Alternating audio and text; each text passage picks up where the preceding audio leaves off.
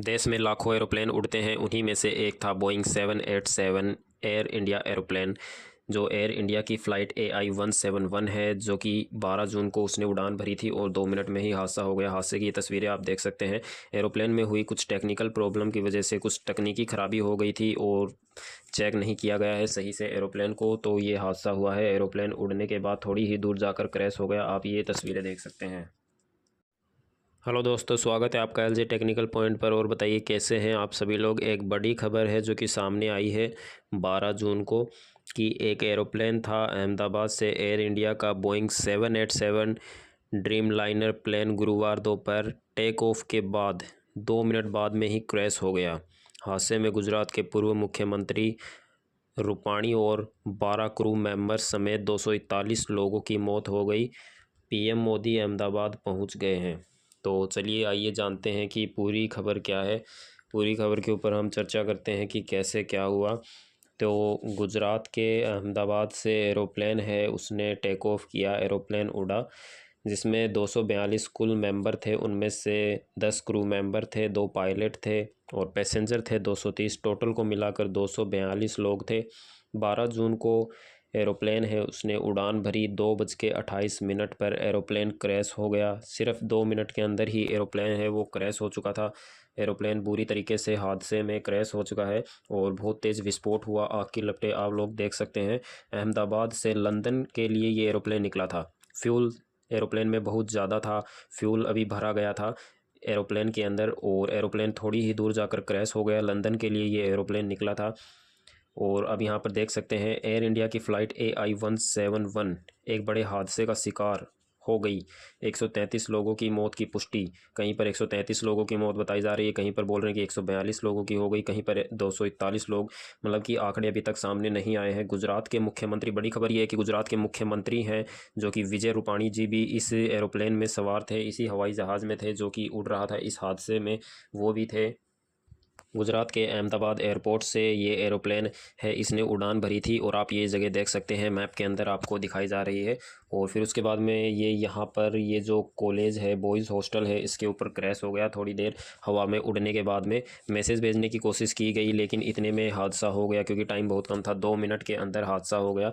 और आप यहाँ पर देख सकते हैं एरोप्लेन से, एयरपोर्ट से यहाँ पर हादसे पर जहाँ हादसा हुआ है वहाँ से कितनी दूरी यहाँ पर आपको दिख रही है। ये है एयरपोर्ट, जो अहमदाबाद का एयरपोर्ट है। और यहाँ पर आप देख सकते हैं, यहाँ पर एरोप्लेन है वो क्रैश हुआ है। लाखों एरोप्लेन्स उड़ती रहती हैं, उनमें से एक था ये बोइंग 787 एरोप्लेन, जो इंडियन एरोप्लेन था।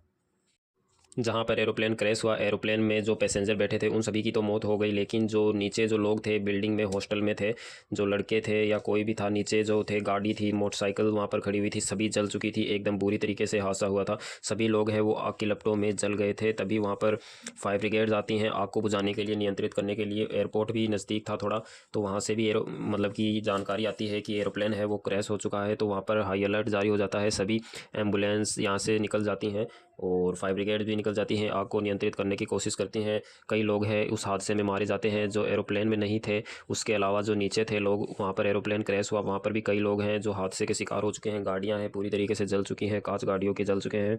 कई दूर तक ये नुकसान, भारी नुकसान देखने को मिल रहा है। यह जो हादसा है 2:28 पर हुआ है।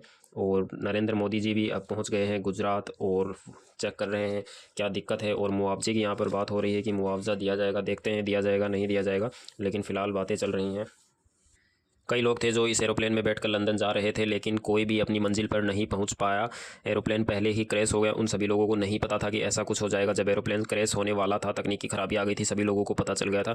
तो प्लेन में बहुत ज़्यादा हल्ला मच गया था, सभी लोग परेशान हो गए थे, सभी लोगों को चिंता हो गई थी, अब क्या होगा, हम सब मर जाएंगे, ये सब चल रहा था एरोप्लेन में। सभी लोग डर गए थे। तभी एरोप्लेन है वो अचानक से क्रैश हो गया। पायलट को टाइम नहीं मिला कॉन्टैक्ट करने का, उसने कॉन्टैक्ट करने की कोशिश की लेकिन कोई मदद नहीं मिल पाई उसको।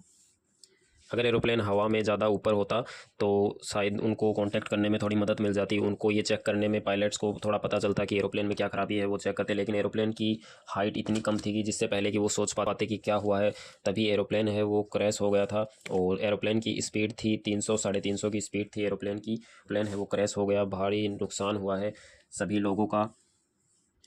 काफ़ी लोग हैं वो जल चुके हैं इस हादसे में, और जो घायल हैं उन्हें हॉस्पिटल ले जाया गया है, उनका इलाज अभी चल रहा है। बहुत भारी नुकसान हुआ है इंडिया एयरलाइंस का, काफ़ी लोगों की जान है वो चली गई है इसकी वजह से, और इसमें कोई तकनीकी ख़राबी थी, तकनीकी ख़राबी का पता नहीं लगा पाए, इसलिए इतना बड़ा हादसा हुआ है।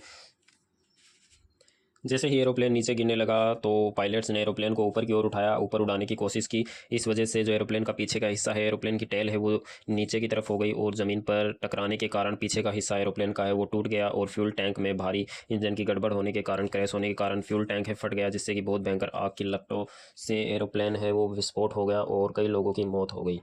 तो ऐसी जानकारी के लिए बने रहिए एलजे टेक्निकल पॉइंट पर। यहाँ पर आपको सभी जानकारी दी जाएगी, डे टू डे अपडेट मिलते रहेंगे। टेक्निकल खराबी होने के कारण, एरोप्लेन में तकनीकी खराबी के कारण ये क्रैश हो गया। तो पहले एरोप्लेन को उड़ने से पहले तकनीकी खराबी के बारे में पूरी जानकारी लेनी चाहिए। जो लोग लाखों रुपये लेते हैं इसी तकनीकी जानकारी के लिए कि एरोप्लेन को चेक करते हैं कि इसमें कोई ख़राबी नहीं है उड़ने से पहले, तो उन लोगों से मैं कहना चाहूँगा कि इसमें सही से एरोप्लेन को पहले उड़ने से पहले आपको लापरवाही नहीं करनी चाहिए थी, और आपको अच्छे से चेक करना चाहिए था। इसी के साथ धन्यवाद आप सभी लोगों का। मिलते हैं अगले वीडियो में।